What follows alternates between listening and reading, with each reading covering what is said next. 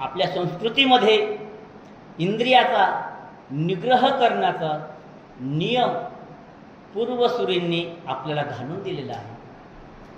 साधू संतांनी आपल्याला नियम लावून दिलेला आहे की आपण इंद्रियाचा निग्रह हा केलाच पाहिजे.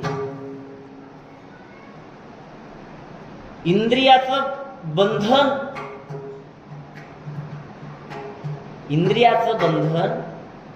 हे बंधन नसून हे साधकाचं इंधन आहे. इंद्रियाचं बंधन हे साधकाचं इंधन आहे. ज्यानं इंद्रियाचा निग्रह केलेला आहे,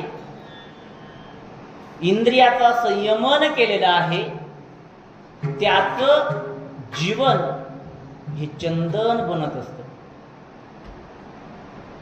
आणि ज्याचं जीवन चंदन बनलं त्याच्याच जीवनावर समाजाचं हे बंधन असतं.